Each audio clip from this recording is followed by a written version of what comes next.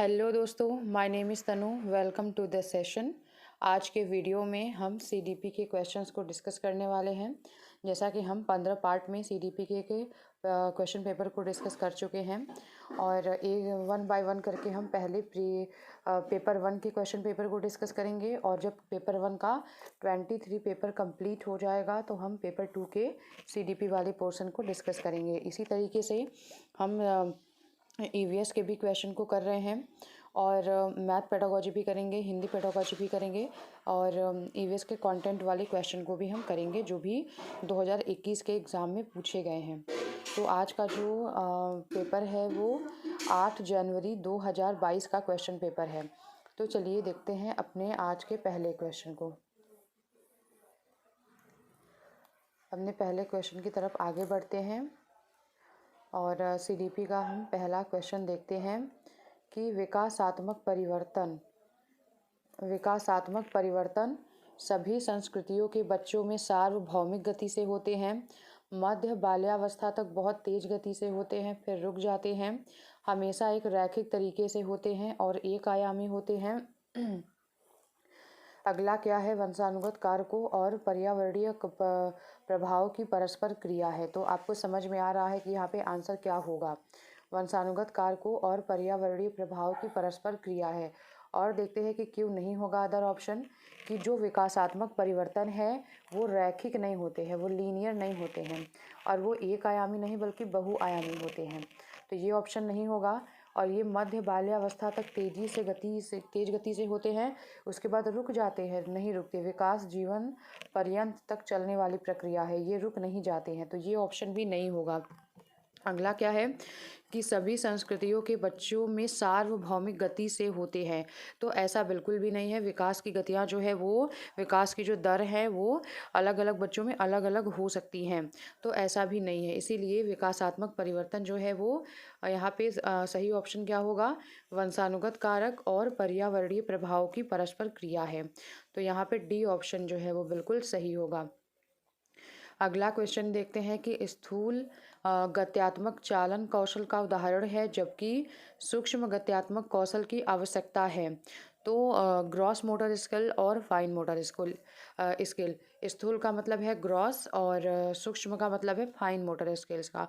स्थूल में जो है जिसमें बड़ी मांसपेशियां काम करती हैं और सूक्ष्म में जो सूक्ष्म गत्यात्मक कौशल में छोटी मांसपेशियां काम करती हैं। तो यहाँ पे दोनों को भरना है। तो भागना और चित्र बनाना। तो भागने में बड़ी मांसपेशियां काम करती हैं और चित्र बनाने में छोटी मांसपेशियां, क्योंकि हमें उंगलियों से बनाना पड़ता है, इसमें हमारी फाइन मोटर स्किल काम करती है। तो ये यही भरा जाएगा। अगला क्या है कि निचोड़ना और चलना।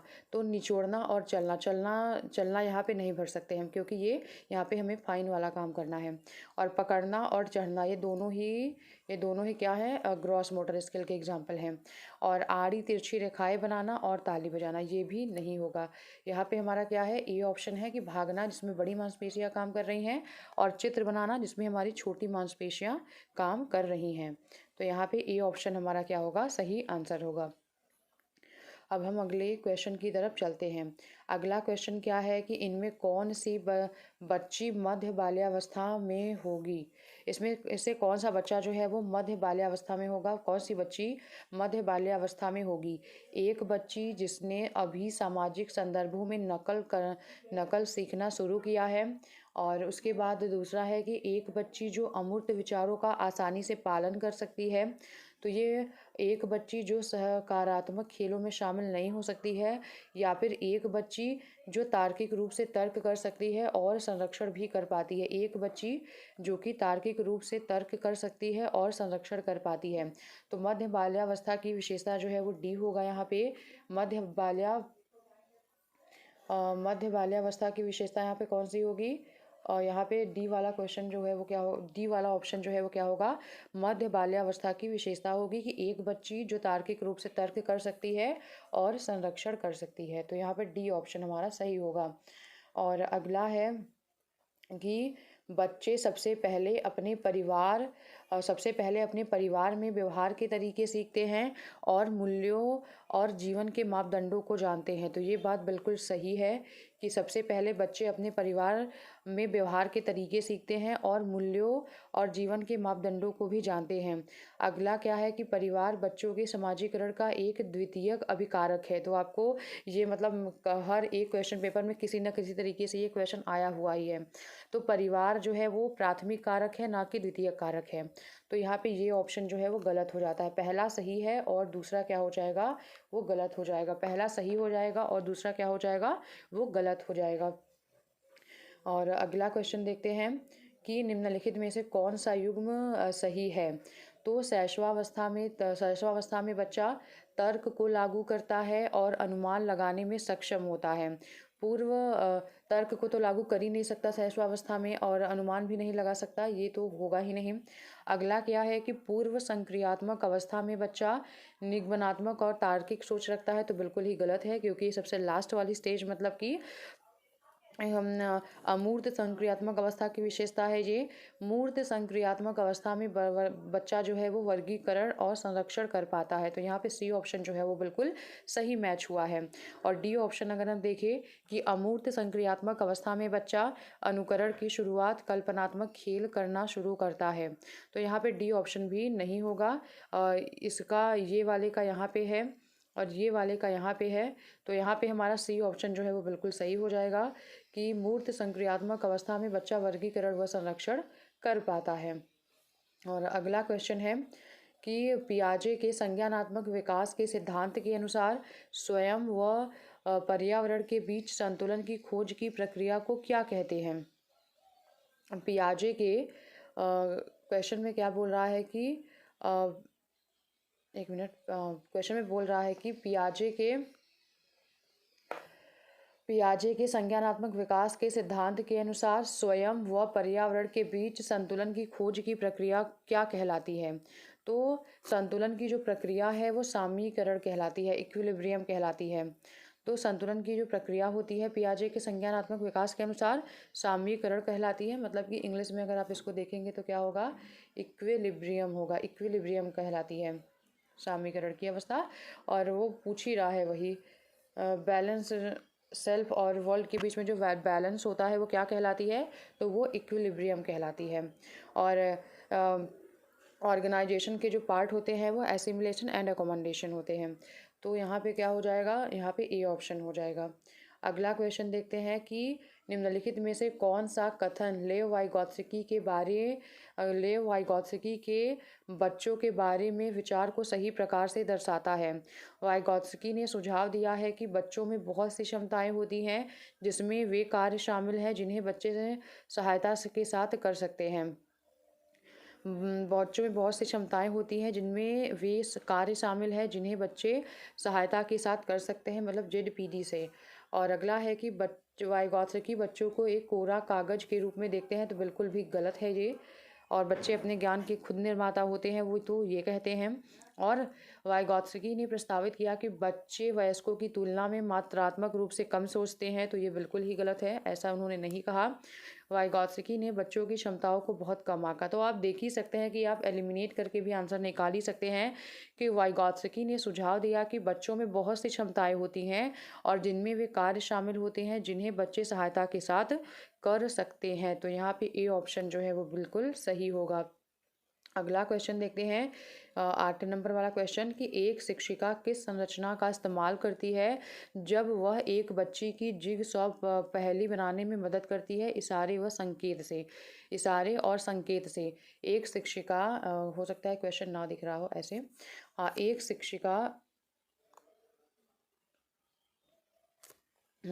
एक शिक्षिका किस संरचना का इस्तेमाल करती है जब वह एक बच्ची की जिगसॉ पहेली बनाने में मदद करती है, इशारे और संकेत। तो ये क्या है, ये पार्ट मतलब कि स्कैफोल्डिंग को हम हेल्प को हम स्कैफोल्डिंग कहते हैं। तो बच्चों को इशारे व संकेत देना जिगसॉ पजल बनाने में, पजल को हल करने में, तो वो क्या होगा, वो बच्चों के लिए एक पार्ट होगा। ये क्या होगा, एक टेम्परेरी हेल्प होगा। पार्ट मतलब स्कैफोल्डिंग, इसको इंग्लिश में याद रखिए स्कैफोल्डिंग, क्योंकि हिंदी में कभी इसको मचान लिखेंगे कभी पार्ट लिखेंगे, इससे बेटर है कि आप स्कैफ फोल्डिंग टर्म को याद रखें, और स्कैफ फोल्डिंग का मतलब होता है कि टेम्परेरी हेल्प होता है। तो यहाँ पे बी ऑप्शन जो है वो क्या होगा, बिल्कुल सही होगा। यहाँ पे बी ऑप्शन जो है वो बिल्कुल सही होगा। और अगला क्वेश्चन देखते हैं, 9 नंबर वाला क्वेश्चन, कि एक बाल केंद्रित कक्षा व्यक्तिवादी होता है और एक कठोर संरचित पाठ्यक्रम का अनुसरण करता है।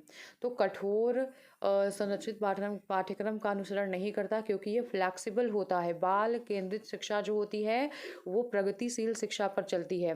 तो ये बिल्कुल गलत हो गया। बच्चा सबसे अच्छा तब सीखता है जब शिक्षक तानाशाह और नियंत्रक होता है। तो ये भी गलत है। यहाँ पे पहले के ज़माने में ऐसा होता था, लेकिन अब नहीं होता। तो यहाँ पे दोनों ही कथन गलत हैं। यहाँ पे क्या है, दोनों ही कथन गलत हैं।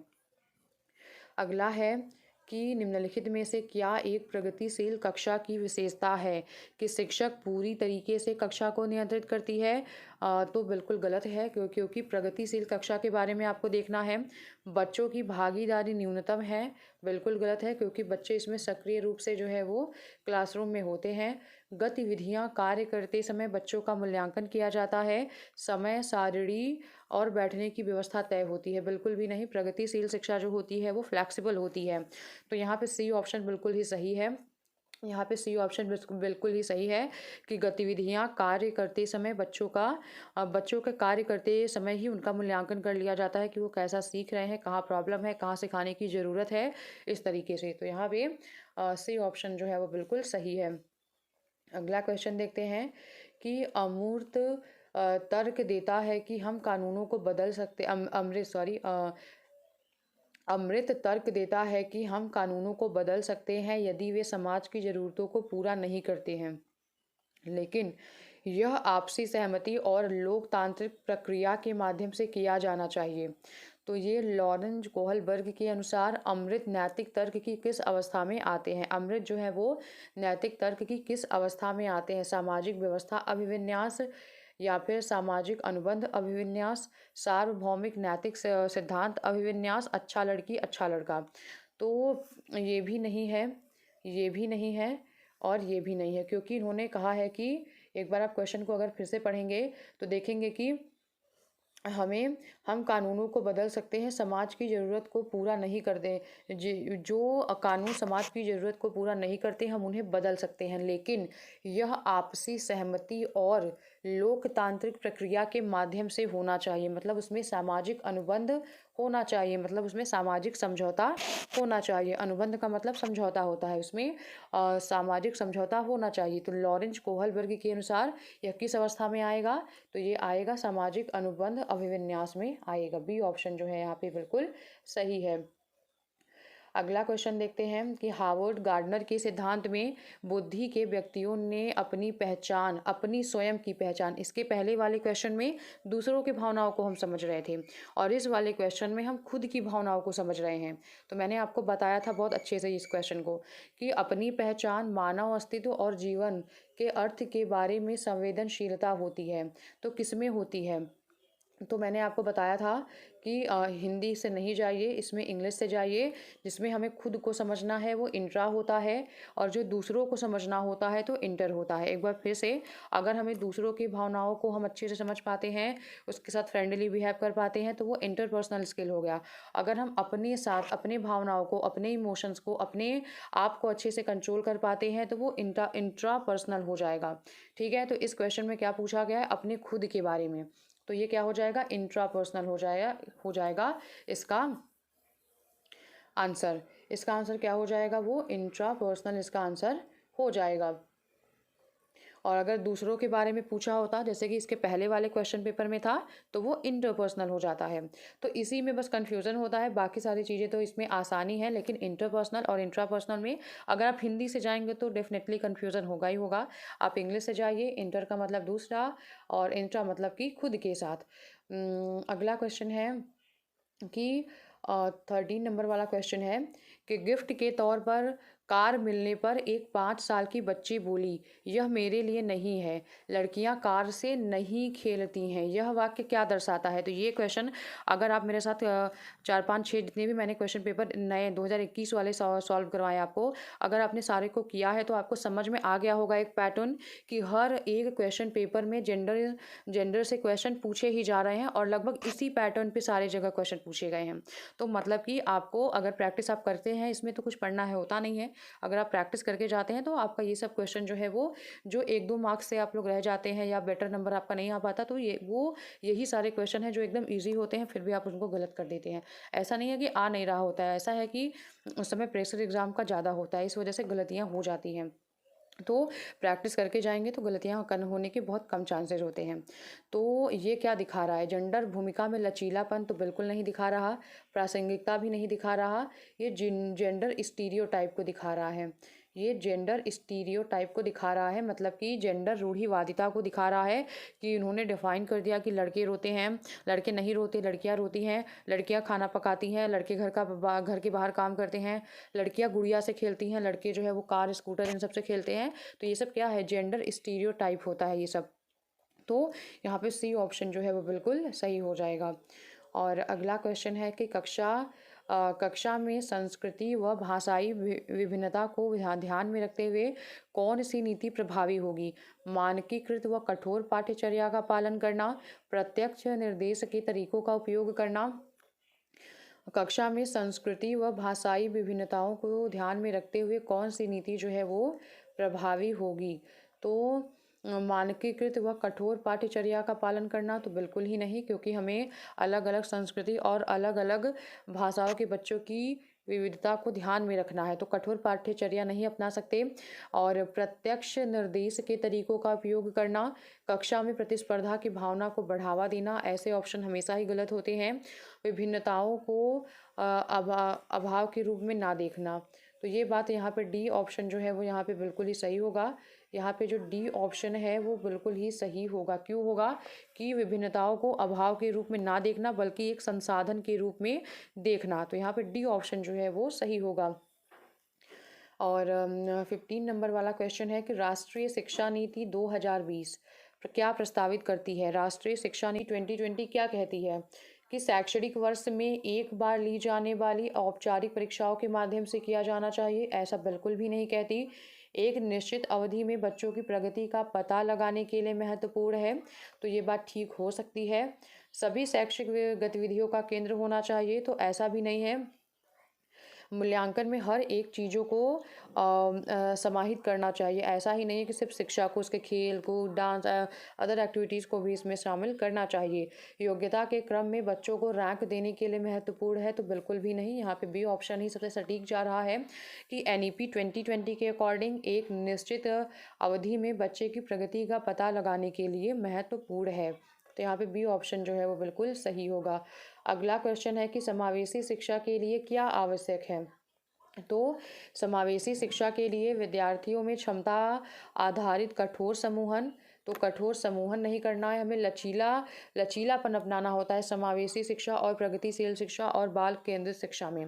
तो व्यक्तिगत मतभेदों का ध्यान और सम्मान करना, ये बात ठीक है कि मतभेद तो सब में रहेंगे, शारीरिक रूप से, मानसिक रूप से, हर चीज़ में मतभेद रहेंगे, लेकिन उसका ध्यान देना और उनका सम्मान करना, ना कि उन्हें मतलब कि सेम फील करवाना, तो ये सब नहीं होना चाहिए। विशेष विद्यार्थियों के लिए केवल व्यावसायिक शिक्षा, तो ऐसा भी नहीं है। समावेशी कक्षा में वो विद्यार्थी जिन्हें दिव्यांगता है उनके बारे में रूढ़िवादी बनना, तो ये भी बिल्कुल ही नहीं है। यहाँ पे बी ऑप्शन होगा कि व्यक्तिगत मतभेदों का ध्यान रखना और उनका सम्मान करना और उसके प्रति जागरूकता बढ़ाना क्लासरूम में। अगला क्वेश्चन है कि निम्नलिखित में से कौन सा व्यवहार पठन वैकल्य की पहचान है? पठन वैकल्य का मतलब है डिसलेक्सिया की पहचान कौन सा है? वो बी को डी के रूप में लिखना, ये जो बी होता है उसको डी के रूप में लिख देना और 21 को 12 के रूप में लिखना। डिसलेक्सिया। और कम अवधि और अत्यधिक शारीरिक गतिविधि, कम ध्यान अवधि ADHD है ये तो नहीं होगा। बार बार स्वभाव बदलना, ये भी नहीं होगा, ADHD में आता है। अपमानजनक व्यवहार करना, ये भी नहीं आता है। तो यहाँ पे आप एक बार कंफ्यूज हो सकते हैं कि यहाँ पे लिखने की बात आ गई, जबकि डिसलेक्सिया तो रीडिंग डिसऑर्डर है। अगर आप गलती पढ़ेंगे तो आप गलती तो लिखेंगे। अगर आप ये जो बी है, अगर आप डी को बी पढ़ रहे हैं, अगर आप बी को डी लिख रहे हैं तो आप पढ़ वही रहे हैं, इसीलिए वही लिख रहे हैं। 21 को आप 12 पढ़ रहे हैं, इसलिए 12 लिख रहे हैं। मतलब आप जो गलत पढ़ेगा वही गलत लिखेगा भी। तो यहाँ पे क्या हो जाएगा, ए ऑप्शन जो है वो बिल्कुल ठीक हो जाएगा। अगला है कि जो वो विद्यार्थी जिन्हें स्वलीनता मतलब ऑटिज्म है, उनकी पहचान उनके सामने आने वाले किस क्षेत्र की चुनौती से किया जा सकता है। अभिव्यंजक और गृहस्थशील संचार में चुनौती, एक निश्चित दिनचर्या का पालन करने में चुनौती होती है उनको, एक निश्चित दिनचर्या का पालन करने की चुनौती होती है उनको, सूचना को याद रखने में चुनौती होती है, या फिर स्थूल गत्यात्मक कौशल में चुनौती होती है। तो यहाँ पे क्या हो जाएगा, ऑटिज्म के जो बच्चे शिकार होते हैं उनको चुनौती होती है अभिव्यंजक और ग्रहणशील संचार में चुनौती, मतलब वो कम्युनिकेशन करने में उनको प्रॉब्लम होती है। वो एक्सप्रेस नहीं कर पाते और मतलब उनको कम्युनिकेशन को अपने एक्सप्रेस करने में और रिसीव करने में दोनों में ही प्रॉब्लम होती है, उनको चुनौतियों का सामना करना पड़ता है। एक्सप्रेसिव एंड रिसेप्टिव कम्युनिकेशन में उनको क्या होती है, प्रॉब्लम होती है। और अगला क्वेश्चन है कि वो विद्यार्थी जिन्हें दिव्यांगता है उनके सफल समावेशन के लिए क्या आवश्यक है। सुलभ अवसंरचना और इमारती, विद्यार्थियों का अलगाव, शिक्षकों का पक्षपातपूर्ण रवैया, साथियों के बीच सहानुभूति और दया, साथियों के बीच सहानुभूति और दया। तो आपको समझ में आपको लग रहा होगा कि डी ऑप्शन है, लेकिन डी ऑप्शन बिल्कुल नहीं होगा। अलगाव वाला तो हो ही नहीं सकता, और शिक्षकों का पक्षपातपूर्ण रवैया भी नहीं हो सकता, और ये दया और सहानुभूति भी नहीं होगा। यहाँ पे ऑप्शन जो है वो ए होगा कि सुलभ अवसंरचना और इमारती, मतलब कि अगर कोई बच्चा व्हील चेयर पे है तो उसके लिए वहाँ पे सीढ़ियाँ तो एक साइड तो बनाई ही गई हो, लेकिन उसके साथ एक रेलिंग टाइप का इस तरीके से का भी बना रहता है जिसपे कि व्हील चेयर से चढ़ा जा सकता है उसके ऊपर, ताकि वो किसी के ऊपर बोझ ना बने कि किसी को उसको सीढ़ियों पे चढ़ाना पड़े, उतारना पड़े, तो वो अपने से ही चला जाए, अपने से ही वापस आ जाए। तो ये दिव्यांग बच्चों के सफल समावेशन के लिए सुलभ अवसंरचना और इमारतें ज़्यादा इम्पॉर्टेंट है दया और सहानुभूति से। तो ये ऑप्शन जो है वो बिल्कुल ठीक है। अगला क्वेश्चन देखते हैं कि निम्नलिखित में से कौन सा अभ्यास विविध अधिगम प्राथमिकता वाले विद्यार्थियों को शामिल करने में सहायक होगा। विविध अधिगम प्राथमिकता वाले विद्यार्थियों को शामिल करने में सहायक होगा। कार्य की प्रासंगिकता, मूल्य और प्रामाणिकता को कम करना, आसपास के खतरों और विकर्षणों को कम करना, उपकरण और सहायक तकनीकों की पहुंच को कम करना, और उसके बाद क्या होगा, अगला क्या होगा कि विद्यार्थियों की व्यक्तिगत पसंद और स्वायत्तता को प्रतिबंधित करना, पहुंच कम करना, ये भी नहीं होगा।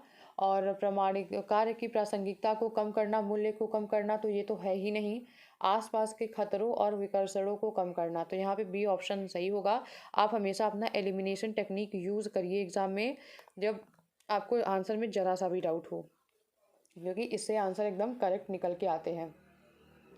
अगला ऑप्शन क्या है, अगला क्वेश्चन क्या है कि किस सिद्धांत पर आधारित कक्ष में विद्यार्थी स्वयं पहल करके व चर्चा में सक्रिय भागीदारी करके सीख पाते हैं।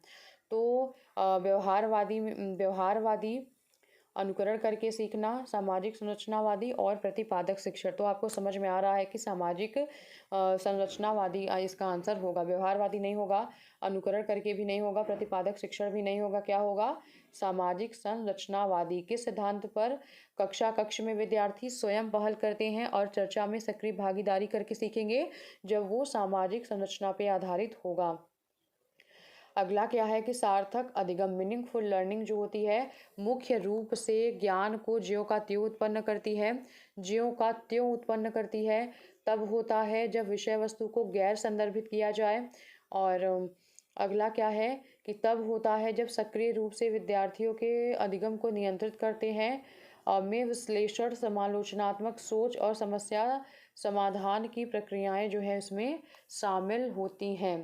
तो यहाँ पे डी ऑप्शन आपको वैसे ही दिख रहा है कि सही ऑप्शन होगा कि जो मीनिंगफुल लर्निंग होती है, सार्थक अधिगम होता है, उसमें बच्चे विश्लेषण करते हैं, समालोचनात्मक सोच विकसित होती है बच्चों की, और समस्या समाधान की प्रक्रियाएं भी उसमें शामिल होती है। तो यहाँ पे डी ऑप्शन जो है वो आपका बिल्कुल ही सही होगा।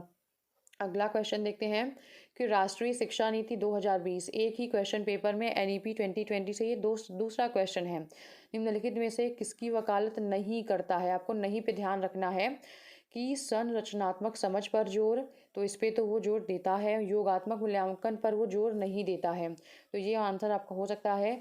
पाठ्यक्रम में वृद्धि पर भी जोर नहीं देता। प्रौद्योगिकी के उपयोग में कमी पर भी जोर नहीं देता है ये। तो यहाँ पे हमें कूट में आंसर देना है, हमें यहाँ पे कूट में आंसर देना है। तो यहाँ पे क्या होगा, 2, 3 और 4। यहाँ पे हमारा क्या हो जाएगा, 2, 3 और 4। ये योगात्मक की जगह रचनात्मक मूल्यांकन पर जोर देता है। पाठ्य में क्रम में वृद्धि पर जोर नहीं देता, बल्कि इसको कम करने की कोशिश करते हैं, और प्रौद्योगिकी के उपयोग को बढ़ावा देने की बात करते हैं, ना कि कमी की बात करते हैं। तो यहाँ पे और दूसरा, तीसरा और चौथा ये आंसर होगा। और अगला क्वेश्चन है कि निम्नलिखित में से कौन सा युग्म प्रतिक्रिया और लक्ष्य अभिविन्यास का सही मिलाप है? किसी विशेष रुचि के क्षेत्र में क्षमता में सुधार के लिए कार्यपत्रक करना, महारत हासिल करने की दिशा में उन्मुख लक्ष्य। लक्ष्य अभिविन्यास का सही मिलाप क्या है? तो पहला ऑप्शन क्या है कि किसी विशेष रुचि के क्षेत्र में क्षमता सुधार के लिए कार्यपत्रक करना, महारत हासिल करने की दिशा में उन्मुख लक्ष्य है। अगला है कि नगद पुरस्कार, ये जो क्वेश्चन है, अगला है कि नगद पुरस्कार जीतने के लिए परीक्षा की तैयारी करना, परिहार उन्मुख लक्ष्य। और उसके बाद अगला है कि परीक्षा कक्षा में प्रथम स्थान प्राप्त करने के लिए किसी विषय की अतिरिक्त कक्षाएं लेना, परिहार उन्मुख निपुणता। दूसरों से पिछड़ा प्रदर्शन ना करने के लिए कड़ी मेहनत करना, प्रदर्शन की दिशा में उन्मुख लक्ष्य। तो एक बार ये है कि अप्रोच ओरिएंटेड मास्टरी गोल, और दूसरा क्या है, अवॉइडेंस ओरिएंटेड मास्टरी गोल। परिहार उन्मुख मतलब अवॉइडेंस ओरिएंटेड, और उसके बाद अप्रोच ओरिएंटेड। यहाँ पे देखिए, पहले ऑप्शन को एलिमिनेट करते हैं कि नगद पुरस्कार जीतने के लिए परीक्षा की तैयारी करना, ये अवॉइडेंस इसमें नहीं है, तो इसमें भी अवॉइडेंस नहीं है। और उसके बाद कक्षा में प्रथम स्थान लाना, तो ये भी अवॉइडेंस नहीं है, बल्कि अप्रोच की तरफ हम काम कर रहे हैं। दूसरों से पिछड़ा प्रदर्शन ना करने के लिए कड़ी मेहनत करना, ये प्रदर्शन की दिशा में उन्मुख लक्ष्य है। ये आंसर नहीं होगा हमारा। यहाँ पे आंसर क्या होगा, यहाँ पे ए ऑप्शन होगा कि किसी विशेष रुचि के क्षेत्र में क्षमता में सुधार करने के लिए कार्यपत्रक भरना, तो ये अप्रोच ओरिएंटेड होगा, महारत हासिल करने की दिशा में उन्मुख कार्य होगा। तो आप देख सकते हैं ना कि क्षमता में सुधार कर रहे हैं अपने, तो वो हम किसी एक टॉपिक में दक्ष हो रहे हैं, मतलब कि अपनी दक्षता को बढ़ा रहे हैं, तो ये क्या हो जाएगा, अप्रोच ओरिएंटेड हो जाएगा। ए ऑप्शन जो है वो बिल्कुल सही है। आप इसको देख कर जाइएगा एक बार, क्योंकि इससे क्वेश्चन 2-3 क्वेश्चन पेपर में मैंने देखा 2022 वाले में पूछे गए हैं। और अगला है कि विद्यार्थियों के अधिगम को सुसाध्य करने के लिए एक शिक्षिका को निम्नलिखित में से किस पर ध्यान देना चाहिए? परीक्षाओं के प्रति भय पैदा करना चाहिए? बिल्कुल भी नहीं।